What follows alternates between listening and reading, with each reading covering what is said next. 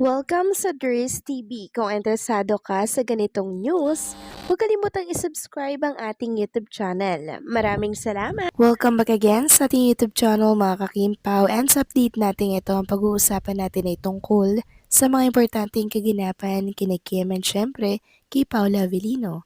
Pero bago po ang lahat, maraming salamat sa inyong patuloy na pag-support at pagsubaybay sa mga daily update natin. Kaya naman bilang pasasalamat, narito po ang ilang napili kong komento patungkol ito sa naging previous update. Unang komento mula po ito kay Ginang Mila Carillo, sabi niya, Ma'am dear, pinasaya mo kami mga fans, solid senior sa paayuda ng Kim Pao. Todo support lang kami hanggang tulo. Thanks God, gabayan mo ang aming Kim Pao, nandito pa rin kami, nakasubaybay lagi sa paligid. Happy Valentine's Day, Ma'am dear at Kim Pao. Good support lang kami hanggang dulo. Naku, maraming salamat po sa inyong komento. Gilang Mila Carillo, pasensya na po at ngayon lamang po ako nakapag-update. Medyo masama po ang ating pakiramdam ngayon. Kaya kung inyong papansin, ilang araw po tayong hindi nakapag-update kay Kim and Paulo. Pero wag po kayong mag-alala, babawi po ako sa inyo sa abot ng aking makakaya. And also, maraming salamat din po sa inyong support. Ganon din po kay Kim, lalo na po kay Paolo Avellino or sa tambalan po nilang dalawa na Kim Pao. Huwag kayong mag-alala dahil sobrang saya po talaga ng Valentine's date ni Chinita Princess. And alam kong nabalitaan niyo na po ang tungkol sa Valentine's date ni Chinita Princess at kung hindi pa, papag-usapan natin yan sa mga susunod po na update.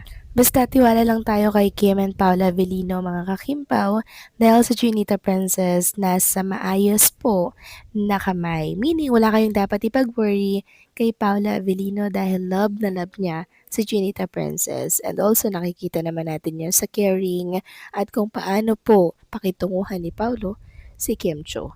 So maraming salamat sa komento, Ginang Mila Carillo. God bless po. Nabuhay kayo. Next comment naman mula po kay Ginang Norma Dayag. Sabi niya, Good AM, Kim Pao. Very good actions, Paolo. Dapat may security guard ka sa bahay mo at dapat yung pulis ay malaman kung ano ang motive nila sa pagsubaybay sa bahay niya at baka tinitingnan ang mga way kung saan sila pwedeng pumasok sa bahay niya. Yung mga babaeng umaaligid sa'yo, yung babae na yon, nagpapatik-tikan, kumukuha ng information tungkol sa'yo. Strong evidence yung picture nila. Kung nakunan mo sila, ebidensya yon kung ano ang motive nila sa pagmamanman sa bahay mo.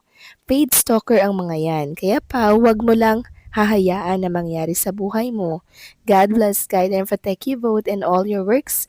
God is be with you both always. So yes, tama po kayo dyan, Kinang Norma Dayag. Hindi dapat po tinotolerate or hinahayaan ni Paula Avellino ang mga kaganapan po na ganito. 'Di ba? Kasi ang usapan dito, sabi ko nga po ay yung seguridad niya sa buhay. 'Di ba? Baka hindi natin alam ang pinaplano po ng mga yan. Kaya tama yung ginawa ni Paulo na talaga namang nagsumbong siya sa pulis para mamanmanan yung mga taong umaaligid sa bahay niya.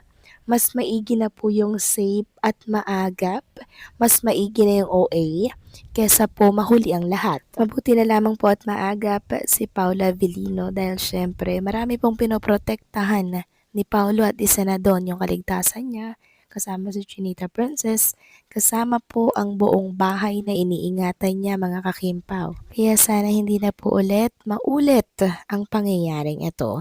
So maraming salamat sa komento, Ginang Norma Daya. God bless po sa inyo and mabuhay kayo. So ito na nga pag-usapan na natin ang mga balita po na nakalap natin sa araw na to ng Lunes at unahin natin ang tungkol nga dito sa dapat nating abangan. Mamaya po yan, February 16, live na live sa social media po ng Dreamscape mga kakimpaw. So mamaya pang 3 p.m, magaganap na po ang Grand Media Conference. The wait is almost over na nga sabi po ng Dreamscape dahil maraming pasabog nila na inihanda para sa mga Kimpaw fans. Sabi nga dito, the wait is almost over. Handa ka na bang harapin ang buong katotohanan?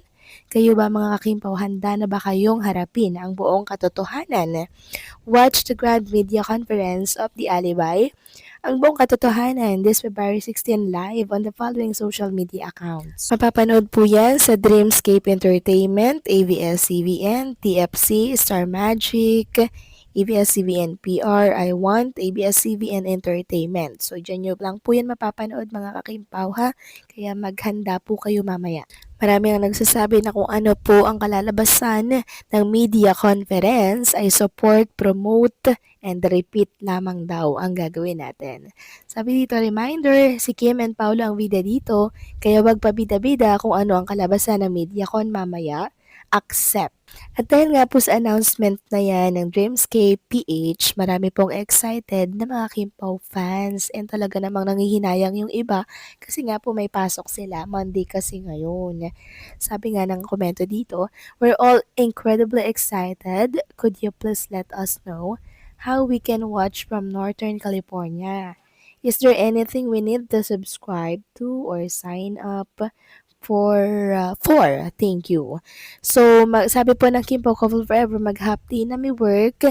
Hindi ko palalagpasin ito. Sana more relax lang mga tanungan para smooth lang para hayaan nyo sila ang magkwento kasi yan ang gusto nila. No pressure question kasi makakaasa kayo, maganda isasagot nila and sila mismo ang magbubuking sa sarili nila. Yes, mga kakimpaw, sana hindi po ma-pressure si Kim and si Paulo sa mga tanungan po sa magiging media ko na to, 'di ba? Wag sana yung personalan, 'di ba? Yung related lang sana sa The Alibay mga kakimpo kasi nawawala po yung privacy ni Kim and Paolo Avellino na syempre iniingatan po nila. Gusto nila silang dalawa lang po ang nakakaalam kung ano man po ang katotohanan sa kanilang dalawa. Pero ang buong katotohanan po dito sa The Alibay, malalaman na po natin mga kakimpaw dahil malapit na po itong ipalabas sa national television. Sabi nga dito, The Alibay, ang buong katotohanan. Ang buong katotohanan, ano bang na-expect natin sa buong katotohanan?